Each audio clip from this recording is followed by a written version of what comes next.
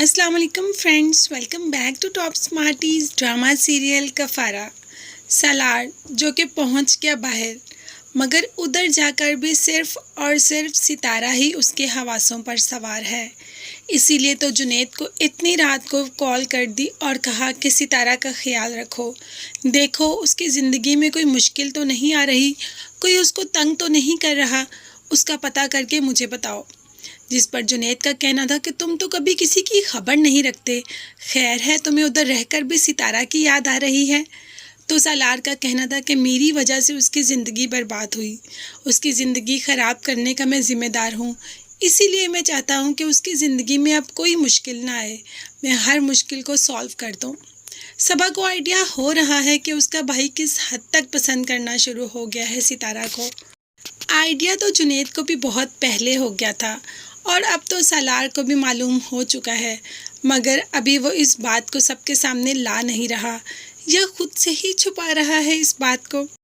बस सितारा की तस्वीरें खोलकर उनसे ही बातें करता रहता है और दूसरी तरफ बात करते हैं सालार की तस्वीर की, जो हर वक्त निमी ही देखती रहती है। बहुत मोहब्बत करती है ना सालार से, इसीलिए घंटों बातें करती है उसकी तस्वीर को सामने रखकर।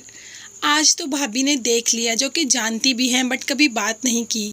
आज कह ही दिया और निमी भी भाभी के आगे सब कुछ बोल पड़ी कि बहुत मोहब्बत करती हूँ मैं सालार से, शादी करना चाहती हूँ उससे, मगर वो है कि सितारा का पीछा ही नहीं छोड़ता। क्या करूँ, सब कुछ कर चुकी हूँ मगर फिर भी वो सितारा की जान नहीं छोड़ रहा।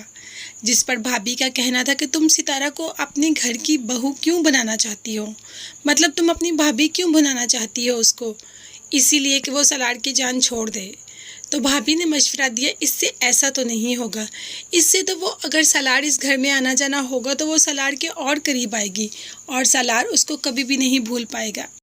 तुम्हें सितारा और कासिम की मिसअंडरस्टैंडिंग ख़त्म करवानी चाहिए और इन दोनों को आपस में मिलवा देना चाहिए, ताकि सितारा जैसा कांटा तुम्हारी ज़िंदगी से हमेशा हमेशा के लिए चला जाए। ये सब बातें सारे घर वाले भी सुन रहे थे और उनको भाभी की ये बात काफ़ी अच्छी लगी, इतनी समझदार बातें भी कर सकती है।